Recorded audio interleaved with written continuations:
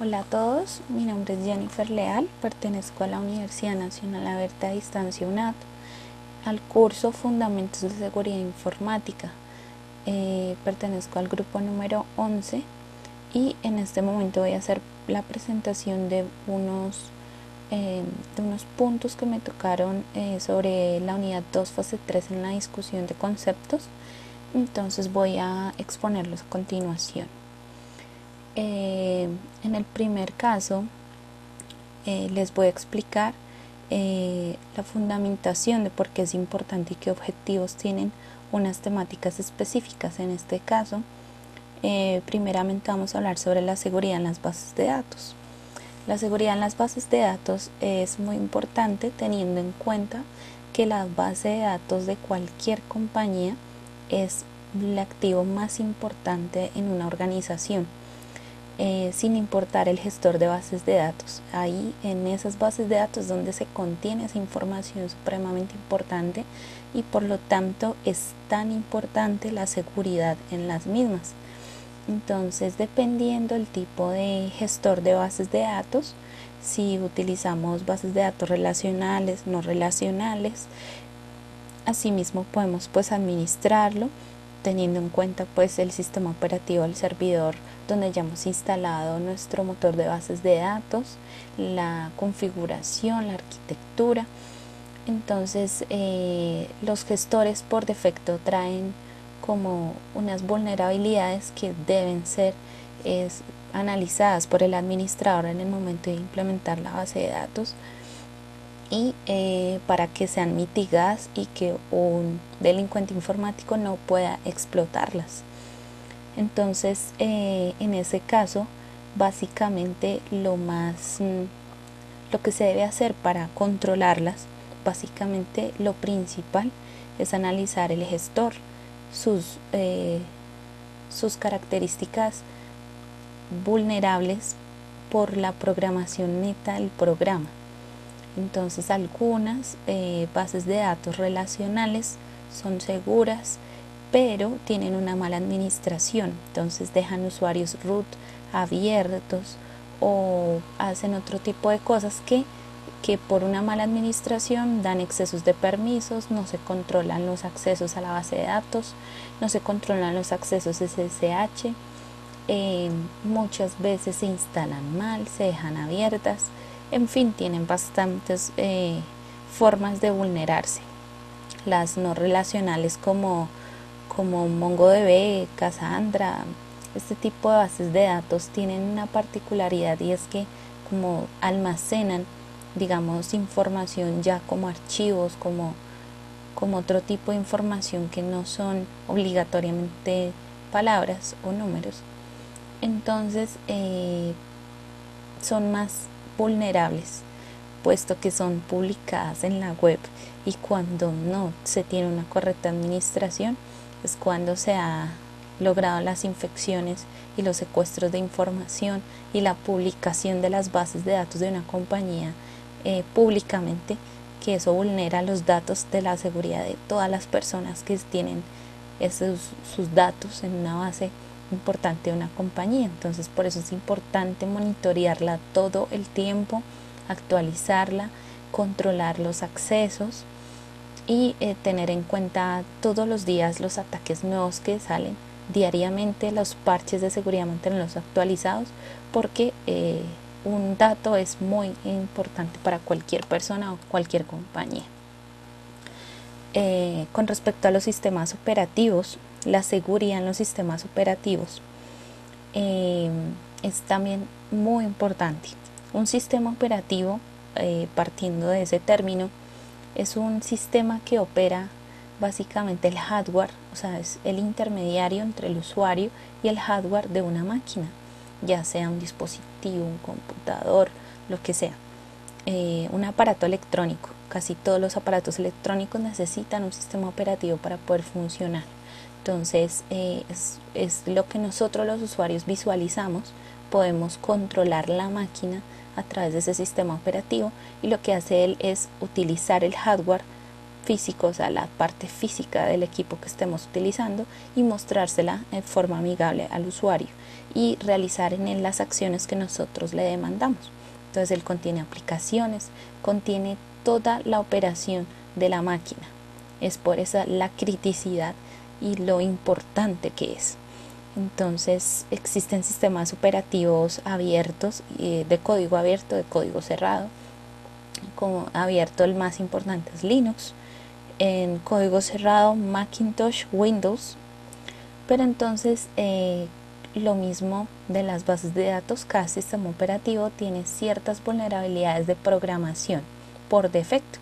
Entonces, por ejemplo, tenemos en los sistemas Windows que hay programaciones que dejan huecos, dejan servicios abiertos, puertos en escucha abiertos, y entonces es cuando el atacante, un delincuente informático, cuando el administrador no aplica los parches que emite el fabricante, en ese caso Microsoft, está emitiendo parches de seguridad que cubren esos huecos, por llamarlo así, esos huecos de seguridad, esos fallos de seguridad de programación, para evitar que sean atacados. La mayoría de administradores a nivel mundial no hacen estas actualizaciones todo el tiempo, por lo cual son afectados por ataques informáticos. Entonces, es por una vez un atacante ingrese a un sistema operativo de una máquina, puede controlar todo lo que quiera en la máquina y en otras máquinas por red. Entonces es gravísimo una intrusión a través de un sistema operativo. Entonces básicamente es tener en cuenta la actualización de los sistemas operativos, tener en cuenta el sistema operativo que se maneje, sus vulnerabilidades por defecto, hay que cubrirlas, estar al día con los parches, configurar adecuadamente los accesos, los servicios que necesita, y estar haciendo todo el tiempo monitoreo de todos los equipos que se administren para pues evitar ser atacados en un sistema operativo. También tenemos en un segundo punto, yo tengo aquí dos ataques que se realizaron entre el 2016 y 2017. Uno de ellos, que fue bastante grave, que fue el Ransomware WannaCry.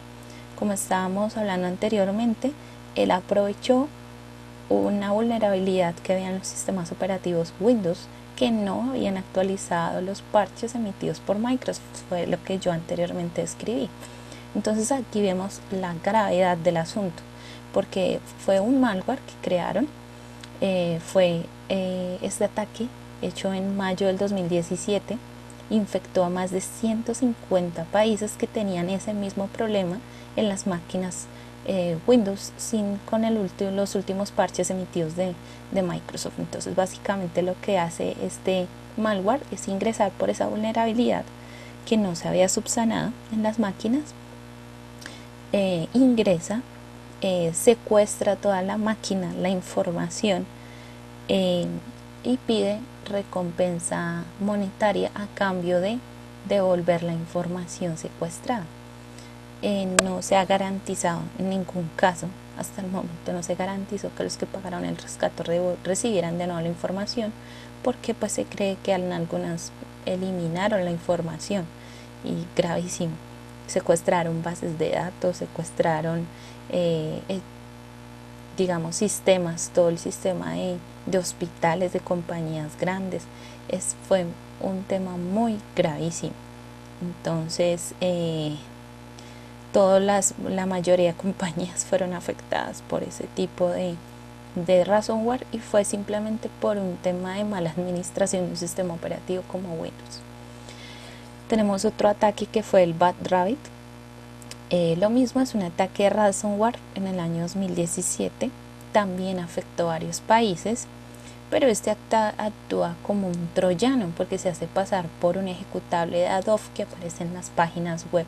Entonces el usuario está navegando en una página web, aparece una ventana emergente, el usuario, como ve que es una actualización de Adobe supuestamente, la descarga, la instala, y lo que hace ese troyano es, al descargarse, Entonces infecta a la máquina, roba la información, la secuestra y pide también recompensa económica a cambio de desencriptar y devolver la información. Entonces también fue una vulnerabilidad que aprovechan los usuarios haciéndose pasar por programas comunes y corrientes. La cuestión de esto es que, digamos, en este caso, los usuarios pues no deben realizar descargas que aparezcan en ventanas emergentes de las páginas web para que no pase este tipo de cosas, porque fueron ataques mundiales muy graves que se produjeron y se perdió muchísima información que fue eliminada, secuestrada y perdida por muchas compañías. En el cuarto punto voy a describir cómo se puede realizar unos ataques informáticos y cómo debería una organización protegerse contra ellos. Entonces el primero del que estábamos hablando, de un ransomware, ya hablando a nivel técnico, es un programa, un ejecutable que una vez infecta una máquina, entonces secuestra la información encriptándola y evitando el acceso al usuario a toda costa de la máquina. Entonces el usuario tiene que pagar a cambio de este secuestro. Básicamente se eliminan la información, la secuestran, la modifican, tienen acceso de cualquier tipo por explotando vulnerabilidades de los sistemas operativos. Entonces esa es la forma en que opera un ransomware. Y un control muy importante es actualizar los sistemas operativos, poner los parches que emiten los fabricantes de cada sistema operativo, estar al día con esos parches y hacer normalmente siempre escaneos de virus, antivirus, tener actualizada la base de datos de firmas de un antivirus y restringir los ejecutables, restringir los puertos, restringir en ese caso los servicios que se ejecutan en un sistema operativo. Hay veces que no es necesario que el sistema ejecute todos los servicios porque la máquina está destinada para ciertas funciones. Eso es importante en el caso de un ransomware, y ese sería pues el control ideal. Un troyano, entonces básicamente es un tipo de virus que él no se propaga por sí mismo, pero sí necesita que engañar a un usuario para que lo ejecute sin que se dé cuenta. Entonces lo que hacen es hacerse pasar por otros programas, por ejecutables de programas comunes y corrientes que el usuario maneje normalmente, como un archivo Word, como una actualización de Adobe, que fue el ataque BadRabbit a nivel mundial. Básicamente simulan programas reales de uso normal de los usuarios. Entonces el usuario ejecuta, y al ejecutar entonces el troyano ejecuta su función en segundo plano. Entonces el usuario no se da cuenta, sigue trabajando normal, pero el troyano pues hace su función específica. Hay troyanos que tienen muchas funciones. Algunos son para únicamente abrir puertas traseras, algunos eliminan información, la copian, bloquean la máquina, secuestran la información. Digamos que no todos los troyanos funcionan igual.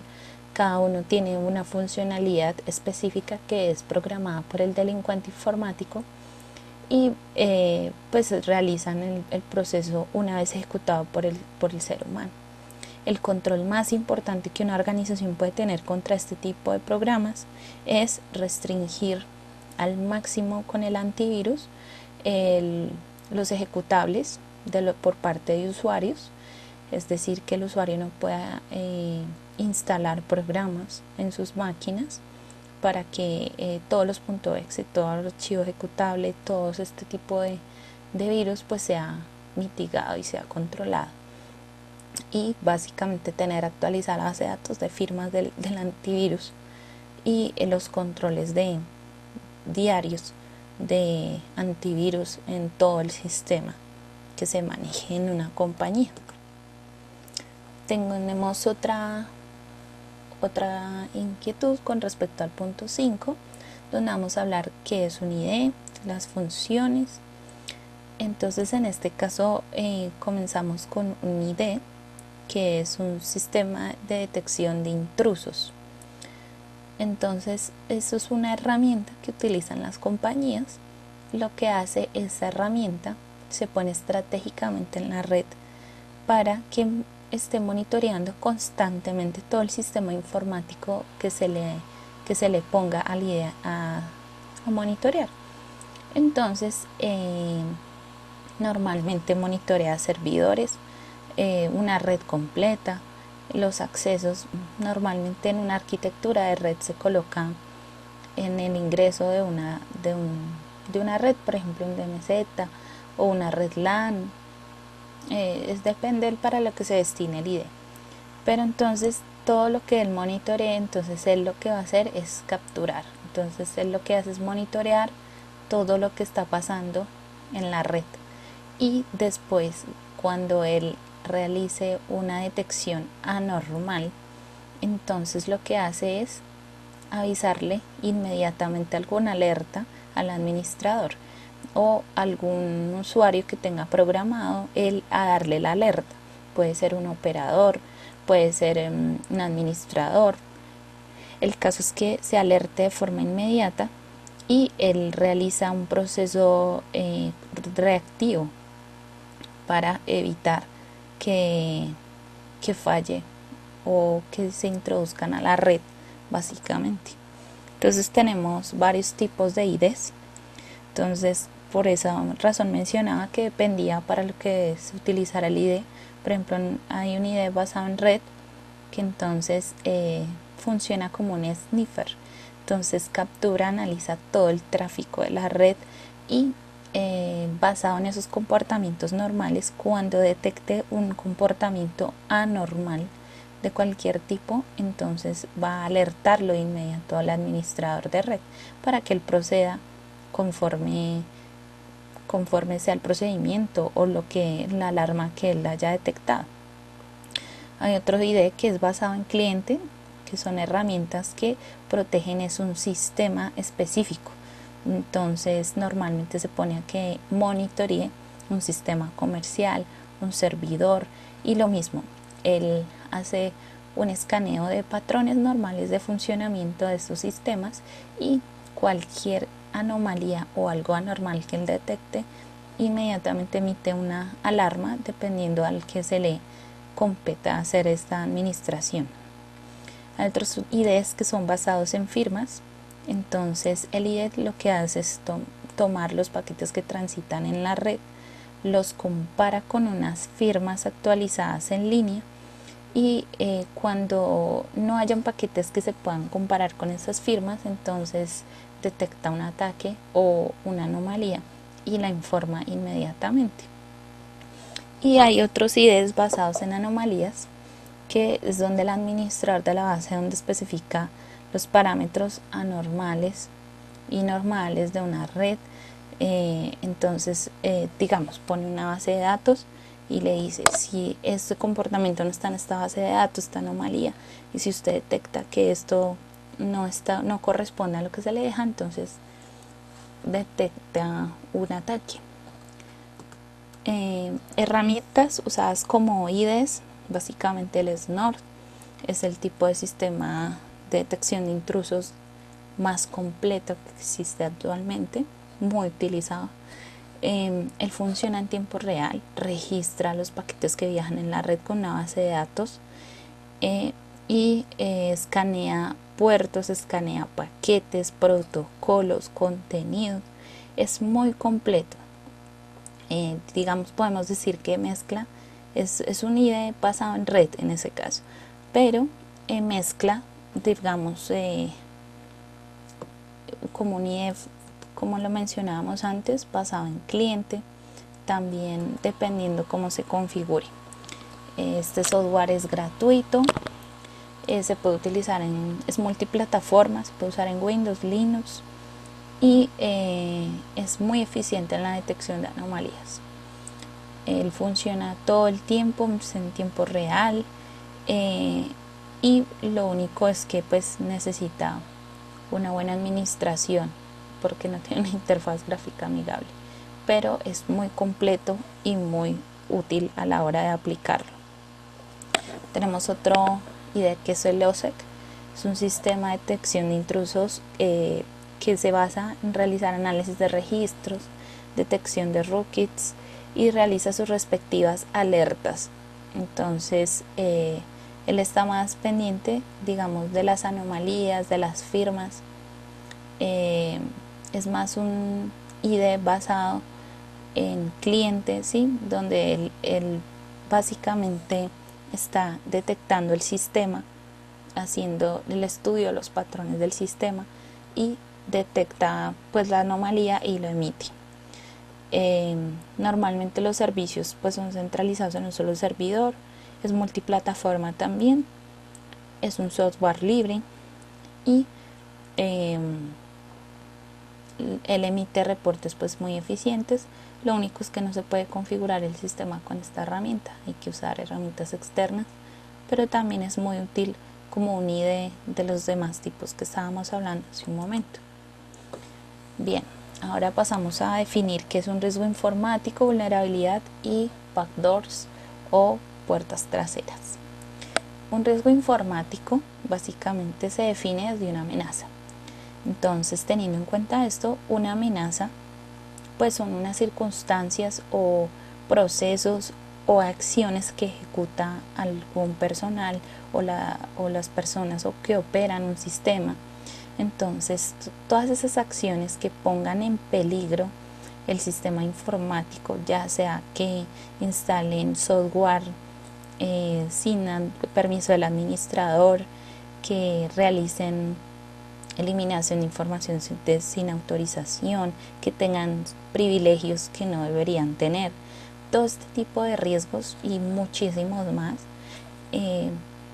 digamos, todas esas son amenazas y de eso se deriva el riesgo, de que el riesgo es que a través de esas amenazas que ponen en peligro toda la integridad del sistema, entonces se produzca un ataque informático que ataque y explote esas amenazas que anteriormente hemos definido.